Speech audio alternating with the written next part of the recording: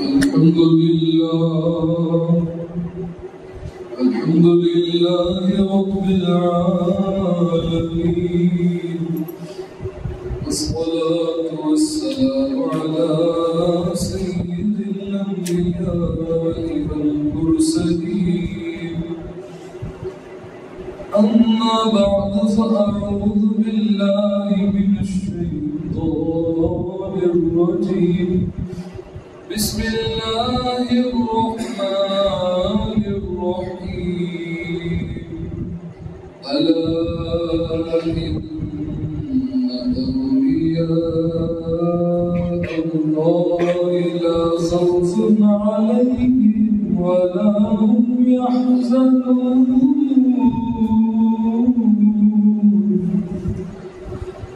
صدق الله مولانا العظيم وبلغنا رسوله النبي الكريم الأمين، ونحن على ذلك من الشاهدين والشاكرين، والحمد لله رب العالمين. الصلاة والسلام عليك يا رسول الله، وعلى آلك وأصحابك يا حبيب الله، يا صاحب الجمال يا سيد البشر. من وجهك المنير لقد نور القمر، لا يمكن الثناء كما كان حقه بعد خدا توی قصہ مختصر. محترم سامعین کرام، اللہ تعالیٰ کا بے حد احسان ہے کہ اس نے ہمیں اپنا محبوب نیک بندوں کا ذکر کرنے کے لیے یہاں آنے کی توفیق عطا فرمائی. کل کی تقریب میں میں نے باقاعدہ ٹاپک کا اعلان کیا تھا کہ کل کا ٹاپک تھا اولیاء کرام کی ضرورت، سخت حاجت. اور ہم کیوں اولیاء کرام سے ٹچ رہنے کی کوشش کرتے ہیں، کیوں اولیاء سے نسبت قائم کرتے ہیں، کیوں ہم اولیاء کے راستے کو نہیں چھوڑتے ہیں، کیوں ہم اولیاء کے ترانے گاتے ہیں، ان سے محبت کرتے ہیں، ان کا عرس مناتے ہیں. کیوں؟ کل کی پوری تقریر اس بات میں تھی. اور چونکہ پہلا دن تھا اور یہ بات خود سمجھنا اور دوسروں کو سمجھانا بہت زیادہ ضروری ہے کہ آخر یہ 11 دن ہم کرتے کیوں ہیں، کیونکہ لوگ یہی نہیں سمجھتے کہ کیوں کرتے ہیں. اس کی وجہ یہ کہ اولیاء کرام کے بغیر ہم دین کے راہ میں نہیں چل سکتے. اور جو اولیاء کی سردار ہیں حضور غوث اعظم رضی اللہ تعالیٰ عنہ، جن کے آگے تمام ولیوں نے گردنیں جھکا دی تھی، تو یہ اس بات کا ثبوت دیتے ہیں ہم کہ جن کے بغیر ہمارا گزارا نہیں، انہیں ہم بھولتے نہیں. آج حضور غوث اعظم رضی اللہ تعالیٰ عنہ کے والدین، کہانی کیسے شروع ہوئی پوری کی پوری وہاں سے ہم شروع کرتے ہیں. جب کسی کے والدین نیک ہوتے ہیں، خالص گمان یہ نہیں ہوتا ہے کہ بچے بھی اچھے ہوں گے، لیکن یہ ضروری نہیں ہوتا کہ والدین بہت اچھے ہوں اور بچہ بھی خدا کا ولی بن جائے. اس لیے اولاد کا دانا کوئی کسی کو نہ دے. نمبر 2، پیر تو ہر پیر اچھا ہوتا ہے، سارے مرید اچھے ہوں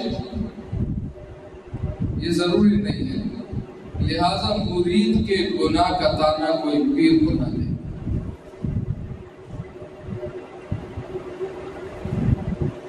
استاد پڑھانے والے اور شاگرد پڑھنے والے، محنت کرنے والا استاد ہو تو ضروری نہیں ہے کہ سارے شاگرد پڑھنے والے. بڑے بڑے اولیاء کرام سے پڑھنے والوں میں بھی ہمارے خود اسٹوڈنٹس میں سے بہت سارے ایسے تھے بھاگ گئے چھوڑ کے. اور بڑے بڑے مفتیوں کے ساتھ پڑھنے والے، اولیاء کے ساتھ پڑھنے والے بھی ادھر ادھر ہو کے بھاگ جاتے ہیں۔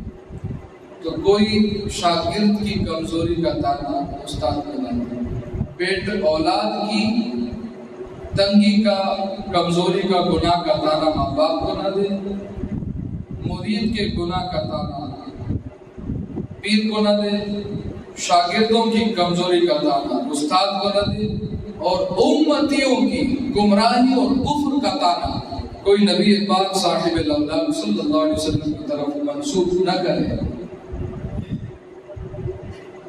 یہ بڑی ضروری بات ہے جو میں نے عرض کرتی شروع میں، یہی سے کہانی شروع ہوتی ہے، اسی بات سے۔ حضور غوث اعظم رضی اللہ تعالیٰ کے والد محترم حضرت ابو صالح جنگی دوست رحمۃ اللہ تعالیٰ، مشہور مجاہد، اپنے دور کے بہت بڑے عبادت گزار، تقویٰ اور پرہیزگاری کے حامل، تقویٰ میں مشہور تھے، اور ان کے تقویٰ کی بہت بڑی مثال جو واقعات سنتے رہتے ہیں، ہم ان واقعات کو سن کے اس سے سبق کیا حاصل ہوتا ہے ساتھ ساتھ وہ بھی سنیے، کیونکہ اللہ تعالیٰ قرآن مجید میں جگہ جگہ ارشاد فرماتا ہے کہ ان واقعات میں عقل والوں کے لیے عبرت ہے، نصیحت ہے۔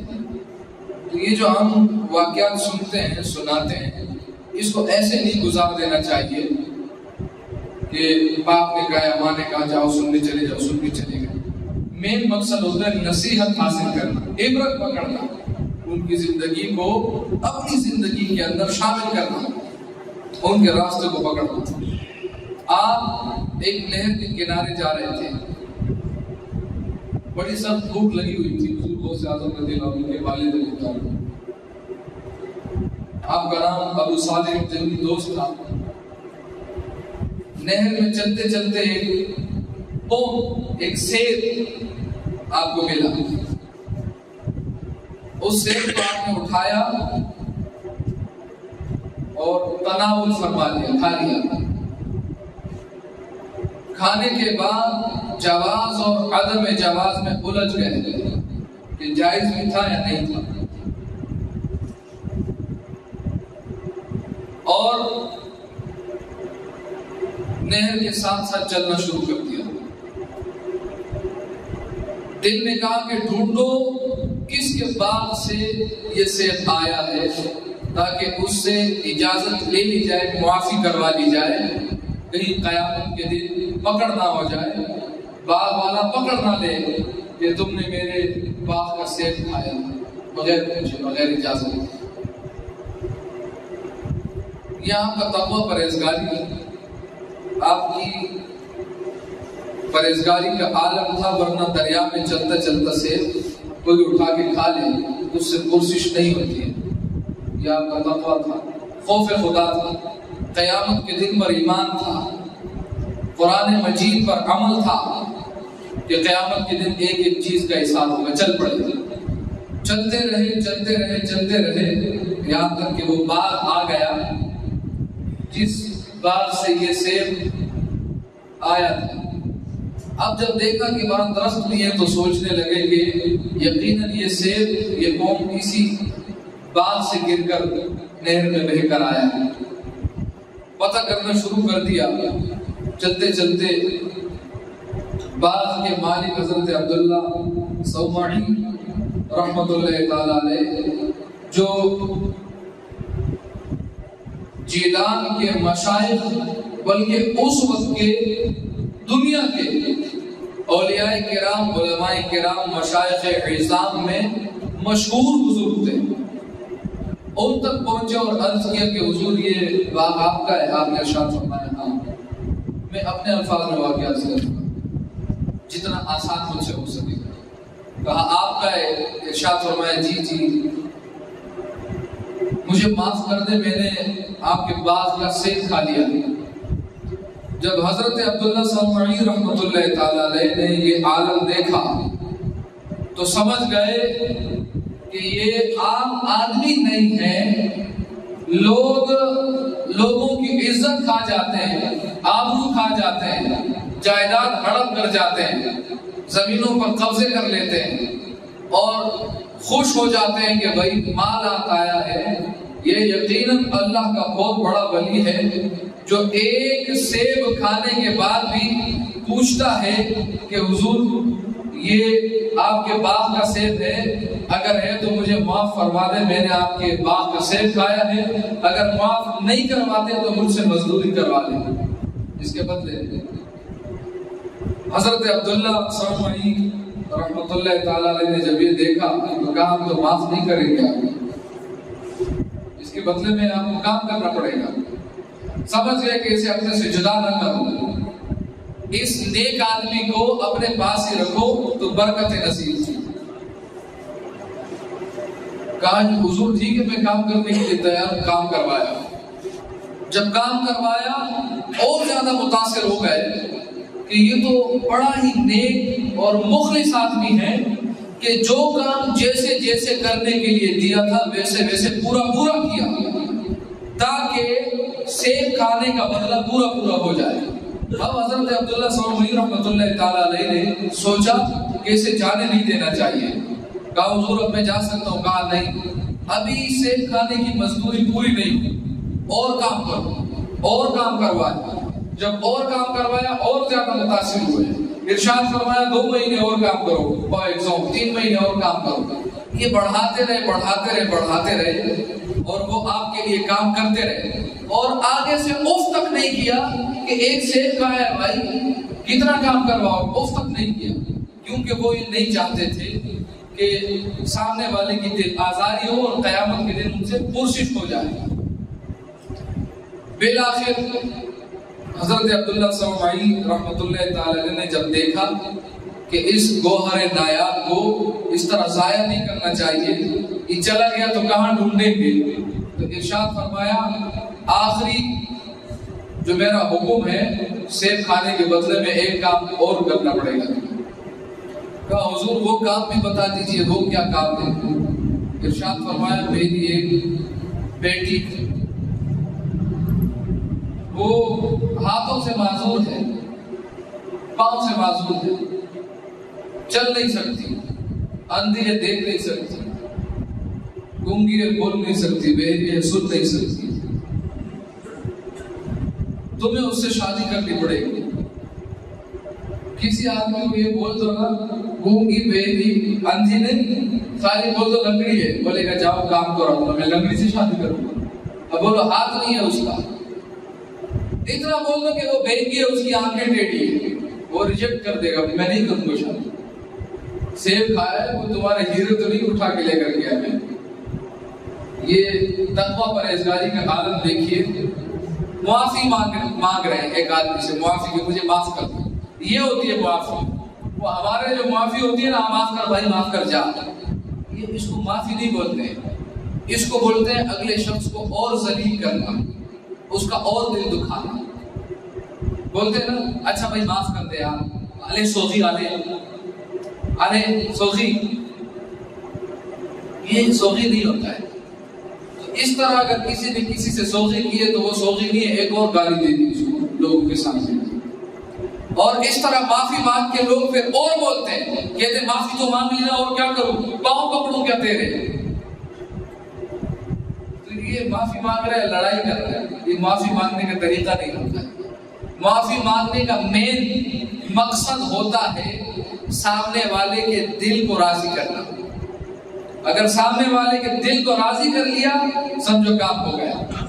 اگر سامنے والے کے دل کو راضی نہیں کیا تو اس کو معافی نہیں بولتے. اصل چیز ہوتی ہے معافی کا مقصد ہوتا ہے دوسرے کو راضی کرنا. اس لیے حضور غوث اعظم رضی اللہ تعالیٰ عنہ کے والد محترم صرف معاف کر دو چلتا ہوں وہ گالی نہیں کیا آپ نے، علی سوغی علی بوغے ایسے نہیں کیا. اگلے کا جواب بھی نہیں سنا، سوغی بول کے نکل پڑے. پیچھے سے وہ دعائیں دے رہا ہوں، گالیاں دے رہا ہوں، تو لوگ سمجھتے ہیں کہ سوغی بولنے کا مطلب ہے معافی.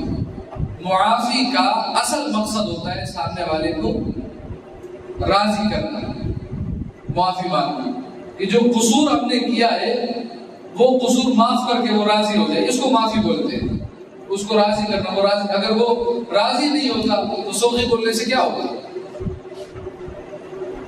اس لیے یہ جو چھوٹی چھوٹی باتیں ہوتی ہیں نا، جس کو آپ ایسے ہوا کی طرح اڑا دیتے ہیں، اصل باتیں زندگی گزارنے میں یہی کام آتی ہیں جو قیامت کے دن عذاب سے بچاتی ہیں۔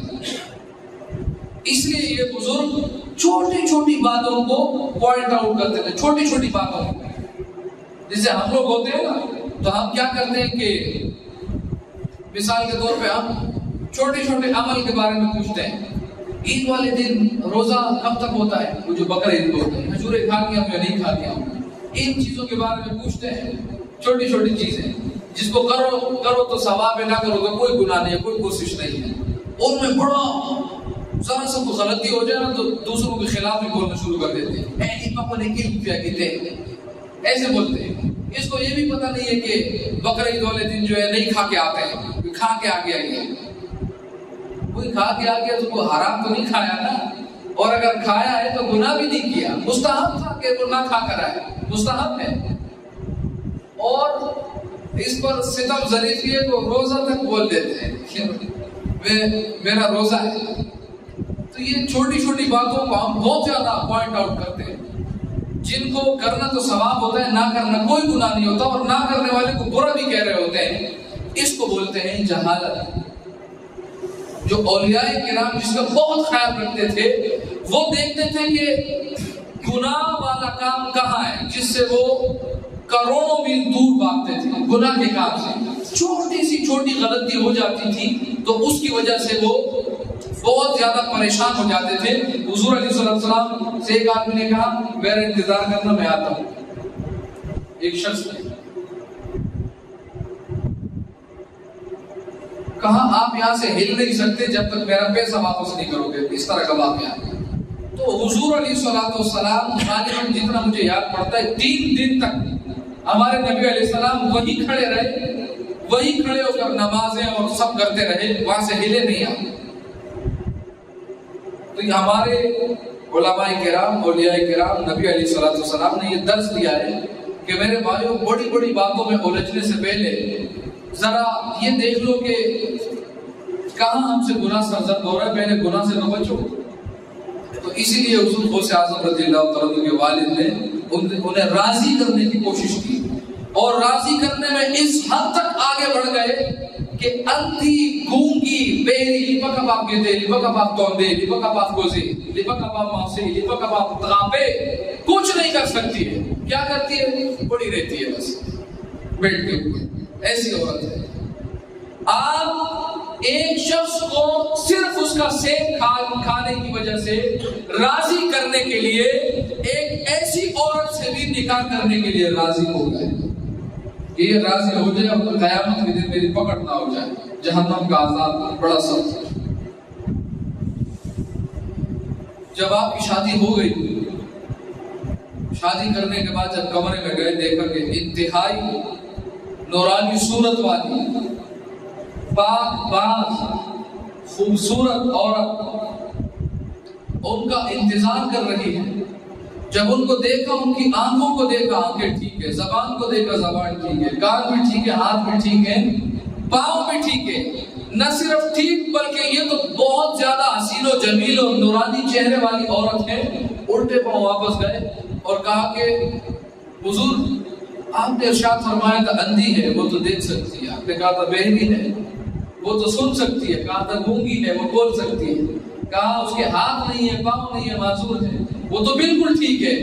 کہا وہ اندھی اس لیے کہا تھا کہ آج تک کسی غیر محرم مرد پر نگاہ نہیں ڈالی، بہری اس لیے کہا تھا کہ آج تک گناہ کی بات نہیں سنی، اور اس لیے کہا تھا کہ اس کے ہاتھ شل ہے، گویا کہ ہے ہی نہیں، کہ آج تک حرام کی طرف ہاتھوں کو نہیں بڑھایا، اور اس لیے کہا تھا کہ پاؤں سے بھی معذور ہے، چل بھی نہیں سکتی ہے، کہ آج تک اس کے پاؤں گناہ کی طرف نہیں گئے۔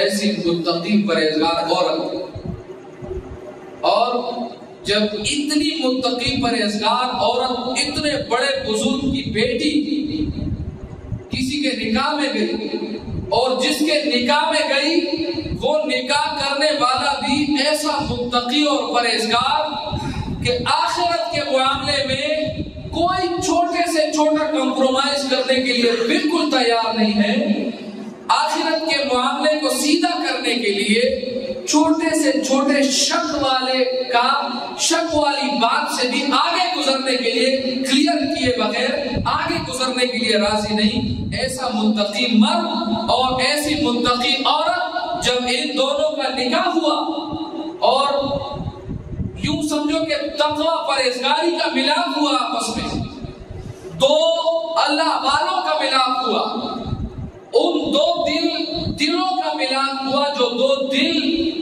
اللہ تعالیٰ کے خوف اور حضور علیہ الصلوۃ والسلام کی محبت سے بھرے ہوئے تھے۔ اور مزے کی بات یہ کہ ایک حسنی ہے اور ایک حسینی ہے، باپ حسنی ہے اور ماں حسینی ہے، ایک حسنی ایک حسینی مل رہے ہیں، اور نام کے جو کہتے ہیں نا کہ سید ہے وہ نہیں، تقوی پرہیزگار۔ جب ایسے دو تقوی پرہیزگار، دو محبت والے، دو اللہ والے، دو نبی کے گھرانے والے بزرگ ملتے ہیں تو ان کے ملنے کے بعد جو بزرگ اس دنیا میں آتا ہے اسے کہتے ہیں شیخ عبد القادر جیلانی۔ آپ ذرا سوچیے، جس کے ماں باپ اتنے نیک ہوں گے، وہ بچہ جب پیدا ہوگا اس کی کیا شان ہوگی۔ خیر میں آج اسی پہ ختم کر رہا ہوں کیونکہ کل آپ کے بچپن کو بیان کریں گے۔ آپ کی پھوپھی حضرت عائشہ، ان کا نام حضرت عائشہ بنت عبداللہ جو حضرت سومعی کی بہن تھی، ان کی کرامت بھی آپ نے دیکھی ہے، سنی ہوگی آپ نے۔ بارش نہیں ہو رہی، لوگ آئے کہ جی بارش نہیں ہو رہی، لوگوں نے نماز استسقاء بھی پڑھ لی ہے اور گریبان کھول کے اور پرانے فقیروں والے کپڑے پہن کے اور سروں کو ننگا کر کے اور گرد آلود ہو کر غریب بن کے، مسکین بن کے اللہ عز و جل کی بارگاہ میں نفل بھی پڑھ لی اور دعائیں بھی کر لی، لیکن بارش بادل بھی نہیں نظر آ رہا۔ ایسا عالم ہے، تنگ آ کر آخر میں لوگ یا تو نبی علیہ السلام کے پاس آتے ہیں یا نبی کے گھرانے والوں کے پاس آتے ہیں مدد کرنے کے لیے۔ تو اور کچھ نہ سوچا، لوگوں نے کہا کہ وہ سادات کے گھرانے کی ایک عورت ہے، نام حضرت عائشہ بنت عبداللہ ان کا نام ہے، کیوں نہ ان کے پاس ہم حاضر ہوں اور ان سے ہم عرض کریں کہ آپ دعا فرمائیے۔ تو جب انہوں نے دعا کی، اور دعا کا انداز کیا تھا، ان کا طریقہ تھا بارش بلانے کا، جھاڑو لگایا اور جھاڑو لگانے کے بعد اپنے برآمدے کے اندر ہوئی اور عرض کیا، یا اللہ میں نے تو صفائی کر دی ہے، چونکہ پہلے زمانے میں جب صفائی کرتے تھے فرش نہیں ہوتے تھے، پھر وہاں پانی ڈالتے تھے تاکہ مٹی اڑ اڑ کے اندر نہ آئے، گھر میں پانی ڈالا کرتے تھے، اس کو چھڑکاؤ کہتے ہیں۔ کیا چھڑکاؤ؟ کہا یا اللہ صفائی میں نے کر دی ہے، اب چھڑکاؤ میرے آنگن میں تو کر دے۔ جب یہ حضرت عبداللہ سومعی کی بیٹی حضور غوث اعظم رضی اللہ عنہ کو پھوپھی جب جھاڑو دے کر اندر آئی، روایت کرنے والے لکھنے والے لکھتے ہیں کہ یہ جیسے ہی اپنے گھر کے چھپرے کے نیچے آئی، چھما چھم نور کی برسات ہونے لگ گئی۔ نور کی برسات اس لیے کہا کہ بارش تو بہت مرتبہ ہوتی ہے، لیکن جو بارش اللہ والوں کی دعا سے ہوتی ہے وہ نورانی بارش ہوتی ہے۔ اس میں نہانے سے گناہ بھی دھلتے ہیں، اس کو پینے سے شفا بھی ملتی ہے، یہ اللہ کی ولی کی دعا سے ہوتی ہے۔ آپ کا گھرانہ ایسا گھرانہ تھا کہ ماں بھی ولیہ، باپ بھی ولیہ، نانا بھی ولی اللہ، سب تقوی پرہیزگاری والے صاحب کرامات۔ ابھی حضرت عبداللہ سومعی رحمۃ اللہ تعالیٰ علیہ کی ایک کرامت جس کا ٹائم نہیں ہے، تو میں کوشش کروں گا کہ آپ کے بچپن کے حالات سے پہلے کل اس کو میں بیان کروں۔ اللہ تعالیٰ ہمیں ان واقعات سے مسلمانوں کی دل آزاری کرنے سے بچائے، حرام کھانے سے بچائے۔ جیسے ہم نے سنا کہ وہ عورت کتنی تقوی والی تھی، حضور غوث اعظم رضی اللہ عنہ کی والدہ کی ساری زندگی پردے میں گزاری۔ ہمارے یوں ہوتا ہے کہ عورت پردہ کر رہی ہوتی ہے اور شوہر بول رہا ہوتا ہے کہ پردہ کیوں کر رہی ہے۔ کم از کم اگر کوئی عورت خود پردہ کرنا چاہتی ہے، ایسے نہیں یہ جو ٹکی ہے علماء کرام اس ٹکلی کو بعض علماء کرام جائز کہتے ہیں، یہ چہرے کو کھلا رکھنے کو۔ تو اگر کوئی عورت کم از کم جلباب پہننا چاہے اور اسکارف لگانا چاہے، کم از کم اس سے نہیں منع کرنا چاہیے عورت کو، یا دستانے پہننا چاہے، کیونکہ بہت ساری لوگ ہیں ہماری مدام سے عورتیں شکایت کرتی ہیں کہ ان کے شوہر جو ہے پردہ نہیں کرنے دیتے، کہتے ہیں پردہ نہیں کرتے، پردہ تو توحیدی کرتے ہیں۔ یہ کس نے بولا ہے کہ بھائی توحیدی پردہ کرتے ہیں؟ پردہ تو پردے کا حکم اللہ تعالیٰ نے دیا ہے، معاذ اللہ یہ کہنا ہے کہ وہ توحیدی پردہ کرتے ہیں، سنی تو نہیں کرتے، ایسی تو کوئی بات نہیں ہے۔ آپ اگر دیکھ لیں تو دنیا میں سنت کے سارے لوگ پردہ کرتے ہیں۔ ہاں اگر کوئی پردہ نہ کرے تو پھر زبردستی کرنا یا کسی بے پردہ عورت کی غیبت کرنا، کیونکہ اگر کوئی عورت جو ہے وہ جلباب پہنتی ہے اور اسکارف لگاتی ہے تو یہ بہت اچھا کام ہے، لیکن اگر کوئی عورت یا مرد کوئی بھی گناہ کرتا ہے تو اس کی غیبت کرنا بھی گناہ ہے۔ لہٰذا کسی کی غیبت کرنے سے پہلے سوچ لینا چاہیے کہ میں بھی گناہ کر رہا ہوں،